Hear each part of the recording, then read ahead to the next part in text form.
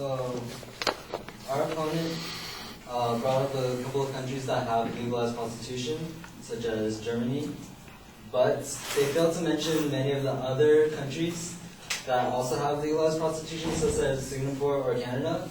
And in these countries, they actually have a higher HIV/AIDS rate within the public, general public, compared to the prostitutes, which actually they're trying to say that prostitutes increase the HIV and AIDS among the prostitutes and everyone else that come in contact with them. But then in Singapore and Canada, HIV and AIDS are much more prominent outside of the people who have not even visited a prostitute.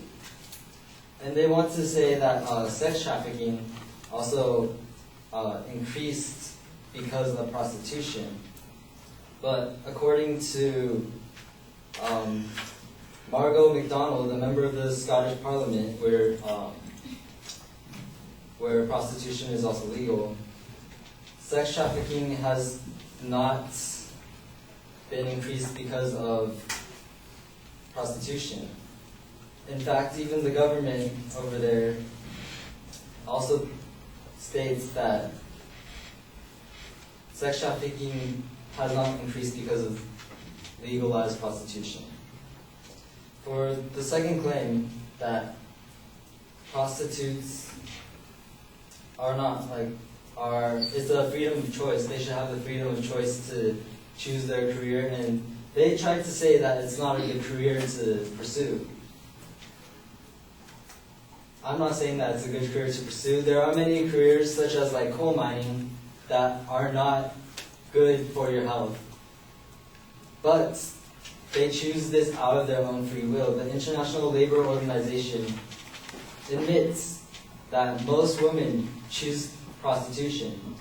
Most women are not forced into prostitution, but they choose it for whatever reason they choose it for, mostly economic reasons.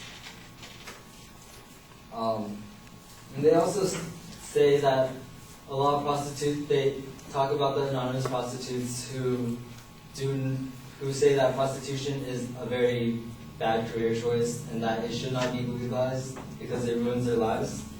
But we are talking about in California. Why? And then Carol Lay, who was actually a former prostitute, who actually lives in the Bay Area now, in San Francisco, she agrees that prostitution should be legalized and decriminalized, because what happens is they can't go to the police to ask for help, because if they go to the police and say they were prostituting themselves, the police puts those women into prison, which I don't think is fair. And so Carol Lay says that decriminalization is not the final solution. This is what Roland said before. It's not the final solution, but it will greatly benefit and bring out of the shadows the sex industry, at least the majority of it. So once we bring it out of the shadows, it's much easier for the government to better regulate and control and make it better for these people. And I'm going to be talking about how working conditions will actually improve for these prostitutes if they so choose to go with that career choice. So basically, a lot of prostitutes, if they're by themselves on the street, they are more likely to be victimized because they have nobody to turn to. They don't have, if we legalize prostitutes in state licensed brothels, there will be a lot more security measures that can be put in place, such as cameras in the front, a receptionist kind of thing, or even a manager that complaints can be filed to. An example is in Amsterdam, where prostitution is also legal. Police they know the streets better than they did before prostitution was legalized. Because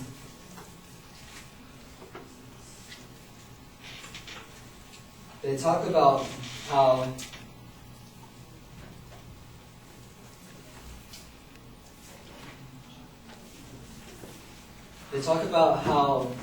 the police get to actually know the managers, or so-called pimps, and they get to know the underground, the industry better than they were before. Because before, everything was in the shadows and nothing was done in the open. But once we legalize prostitution and state licensed brothels, people will be able to turn to the police for help and for other complaints. So Claire Penhoward talks about this one person, Ronald Weitzer, who is a really expert in the sex industry. He says, so with street prostitution, the entire counter can take up to 15 minutes. Very mechanical. So basically, everything is just done. You pay the cash, and then the sex act is done. There is no real intimate moment there.